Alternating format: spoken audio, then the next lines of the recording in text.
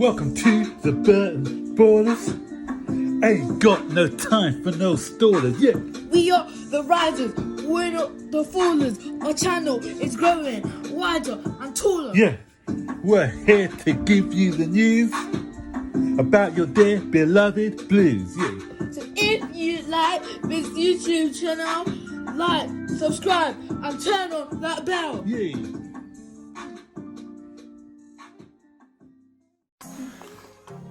Hi guys, and welcome to another edition of Burton Ballers. And for all of those who were on our stream on Friday and yesterday, thank you very much. And we'll try and do a few more live streams with some collaborations.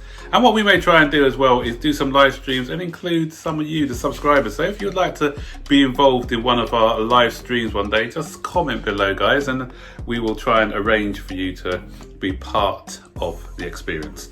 But before we, today we're going to be talking about, there's four players in particular: Declan Rice, Mason Mount, Kai Havertz, and Jorginho.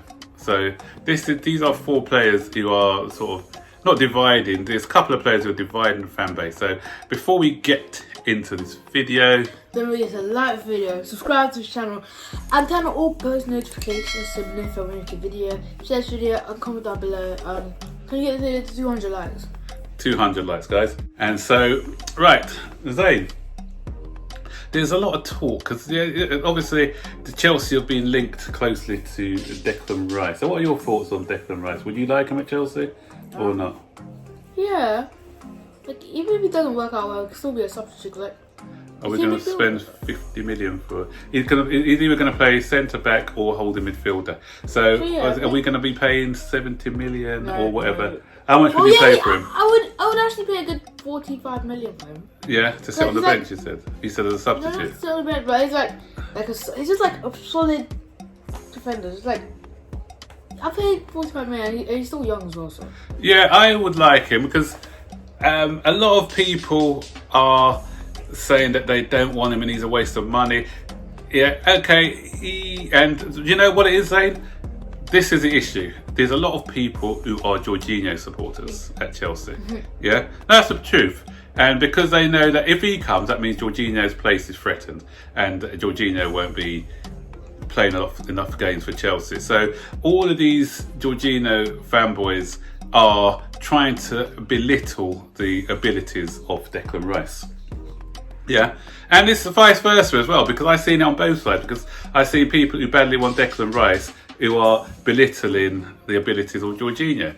Both of them have got their, they're not. Both of them are good players. Yeah, so for me, they're not rubbish. Yeah, so for people to highlight, and why do they do these videos? Some people, I saw a video just a minute ago, just watching it, of Declan Rice's performance against Newcastle, and what it did, it highlighted all his misplaced passes and misplaced tackles. They didn't show any of the good stuff he did. It's just the bad things. You can easily do it for Jorginho. That's what. And no, but I saw one for Jorginho today as well, where people were highlighting all the mistakes that he had made. But I just think it's so petty, trying to prove your point of what player you should get. Everyone makes a mistake. No one's perfect. I like to see them try. That's it. I could do a video of Messi. I can get a video of Messi of 15, 20 mistakes that Messi had done and compile a video of that. Even Havertz. If you're the best player in the world, you're still going to make errors. You're still going to do misplaced passes. So anybody can do a video of somebody making misplaced passes. Except for me, they've seen your video of the tour zone, so they know. Oh wait, no. Wait, you meant to cut a bit out. Yeah. So I said that's just pointless, guys. It's just ridiculous highlighting the faults in a player just to prove your point. So my view on this Jorginho debate with Declan Rice. I think Jorginho's a good player. There's no doubt. He's a great player for what he does as a regista. He's one of the best registas in world football. There's no doubt in that. I watched him play for Italy the other day, and he was superb. But for the style, what we want to play, the way that Lampard is set out the side, he's not suited for that role. He was exposed a lot, especially in the second half of the season. And someone of Declan Rice's qualities, I think, will be better, because we got a really exciting front four now, front five, haven't we? With the likes of Ziyech, Werner, Havertz and everything else, who can do all the creativity in the final third. What we need is some solidity in the back line. So Kante gives us that solidity. And I think Declan Rice will give us that solidity, and he'll give us that voice on the pitch as well. So that's why I'm not, I've got no agendas. I'm not for one or the other, but I'm looking at it in my view, in my tactical, my tactical eyes, and it's my opinion. So in my opinion, I think that Declan Rice will suit Chelsea's needs better than Jorginho. So I'm not going to rubbish Jorginho just to justify getting Declan Rice into the side. So even if we don't get Declan Rice this season, I'm not going to be disappointed. I think we've got enough already to cope. But I just think that he's better suited to the way that Chelsea are set up at the moment. So what about you? Yeah, I feel like, I agree with you. Like, Kante does give us the solidity, but... Kante or Rice? Kante. Yeah. But Declan Rice will give us that extra step. Like, we have Thiago Silva. We have some good defenders, but we need that extra midfield and defender. Yeah, so he can play in two roles. Whereas what you're getting with Jorginho, he's a niche player and he only plays in one specific role as a sort of regista. What you get with Rice is a 2-in-1, really, 2 for the price of 1. So you've got somebody who can drop back into defence, because that's where he started his career as a centre back, or he can step in to play as a defensive midfielder. So that way, we can get rid of Jorginho, and we can get rid of Barkley maybe. And maybe a central defender. I feel like we need Barkley.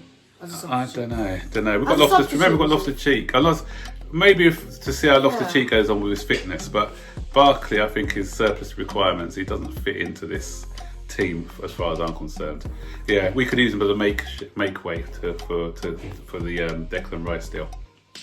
So, moving on to the other story, Zane, and this was something that we were meant to address, wasn't it, last week or before, when the stories came out that Mason Mount was unhappy at Chelsea because he felt that Havertz was going to block his pathway. So, what do you think about that story? Yeah, I'd probably be sorry, because a player of Havertz's quality, it's definitely a threat to his position, but I'm sure Manchester could make other ways. Yeah, they can play as well with him.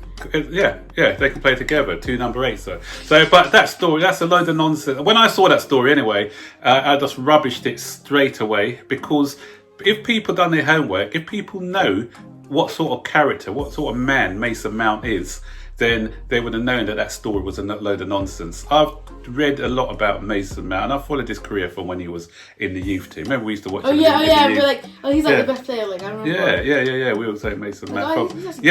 So Mason Mount was one of the standout players in the youth setup. So, and for those who don't know and don't know the sort of player, let me just tell you what sort of player that Mason Mount is.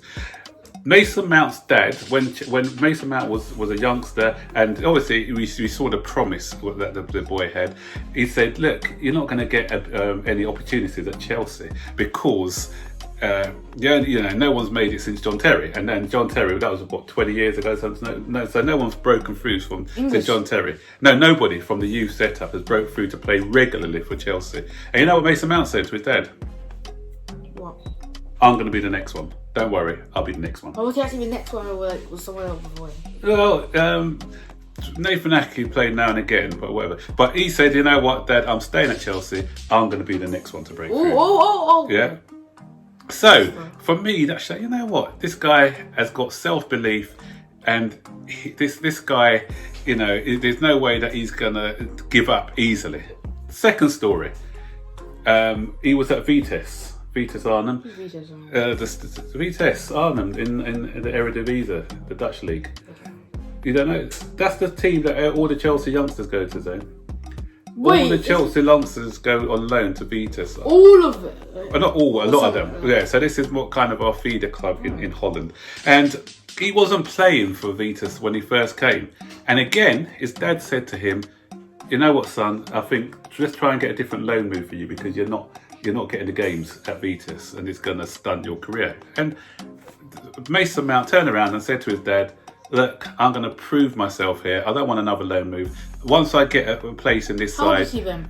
He was only 17 or 18. And he said, once I play, I'm not going to get out of the side. You know what? He ended up being their player of the season.